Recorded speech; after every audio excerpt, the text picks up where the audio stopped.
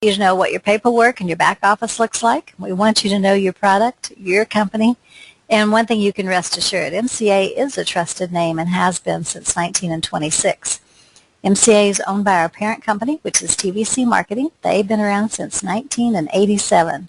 The owner of our company is Mr. Virgil Coffey. It is a sole-owned company. It's not a corporation that has shares of stock, so we aren't controlled by a bunch of people who've never done sales.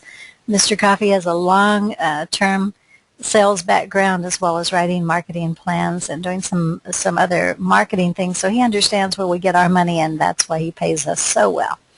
But TVC and their partnerships purchased Motor Club of America in 2000 along with the existing membership base.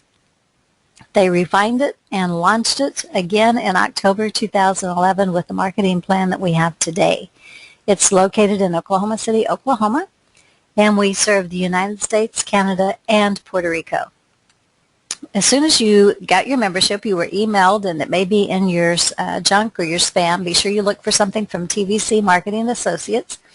Mr. David Kircher is the president of Motor Club, and you would have gotten a form that says Independent Associate Agreement. You'll want to make sure that you complete the information on the front side only, so just fill in the top portion where it says New Associate Information. If your shipping address is different than your mailing address, be sure you give us that information.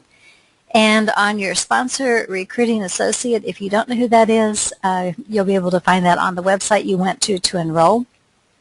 And I'll show you how it's going to show up for the person that you sponsor here in just a few minutes. At the bottom left-hand side, it says Associate. You're going to want to date and sign that form. So here where it says Sponsor Recruiting Associate, whenever you go to the website, whoever sent the link to you, it's going to say tvcmatrix.com/username.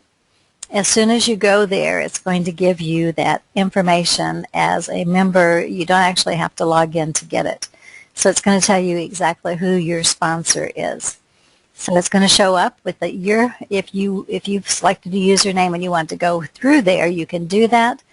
But once you go on there, it's going to give the username and the account number. So if you need to get back in touch with the person who sent you that link, or if you want to go to their link, you're going to see their username and their password.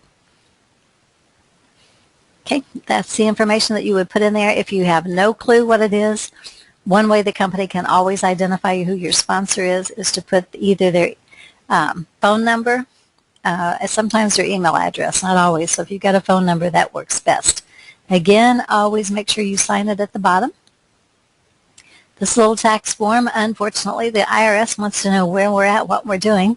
And since the corporation has you as an independent contractor, which means you work for yourself, you are responsible for paying your own taxes, so you want to make sure you fill out this form and get it back in, because they do have to notify the Internal Revenue Service how much money they pay you each year.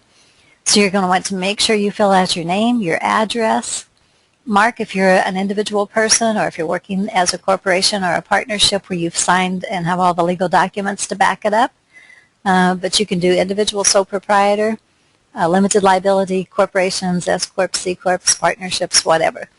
So just make sure that you check the right box, put in your mailing address, and then the list of account numbers, if it's appropriate. You don't need to worry about that if you're an independent or an individual sole proprietor. Okay, the tax identification number, if you do not have a corporation set up through the state or through a different state, then that's always your Social Security number. If you have a corporation, just be aware that the office is going to need all your corporate papers to show that it is in legal standing in the state that you're in.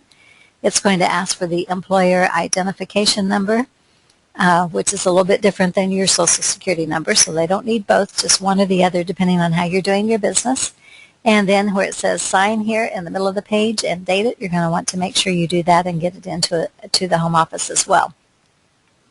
With your 1995 or greater membership, there is an accidental death and dismemberment plan. Be sure that you fill this out, send that in with your paperwork for it to be in effect. They do have to have the file on the form on file in the home office. Make sure you check your selection, whether it's option A, option B, or option C. So that tells you what the options are and how they work. Direct deposit, this is probably the most important form that you can get back into us right away, because this is how you get paid. The company uses direct deposit into a bank or a credit union, so it can either be a savings account or a checking account. They will have to have some way to pay you. If you live in Canada, you're going to need to call the home office and make special arrangements, because they don't have direct deposit to the banks in Canada.